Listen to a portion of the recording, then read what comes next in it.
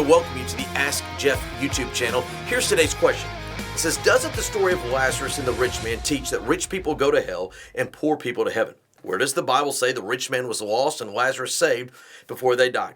Luke chapter 16 verse 25 says, but Abraham said, son, remember that in your lifetime you received good things, and likewise Lazarus evil things, but now he is comforted and you are tormented. To whomever submitted the question, you're absolutely right. On the surface, we know nothing of the spiritual condition of these two men. All we know is in Luke 16, Jesus tells the story of a rich man who dies and goes to hell, and a poor man, Lazarus, who begged for crumbs at his door, who died and went to what we collectively call Abraham's bosom, or oftentimes paradise, etc.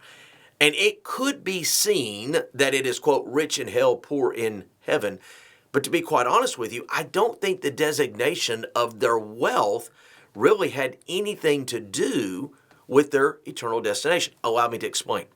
The Bible begins the story when Jesus says, and there was a certain rich man.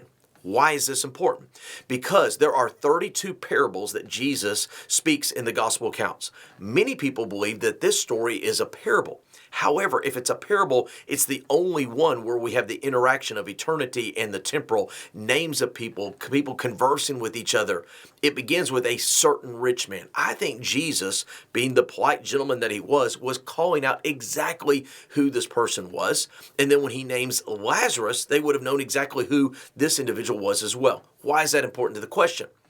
Because he designates a certain rich man. Everybody in the community would know who he's speaking of because of the Lazarus character who sat at his door. I don't think Jesus was determining or basing their eternity on rich versus poor as much as he was saying, we all know who this guy was. What does it say? You had good things on the earth. Is it possible that he cheated people out of things? He manipulated people to gain the wealth that he did?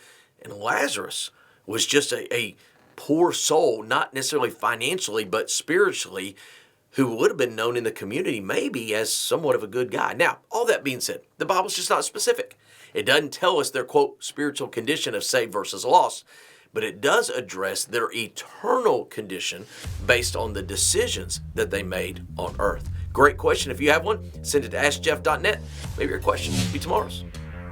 Thanks for being a part of today's daily question. Now, we answer a question each and every day. Please feel free to submit a new question at askjeff.net. We may not have gotten to yours today, but we eventually will continue to be a part of this. Subscribe so you don't miss out on a question every day.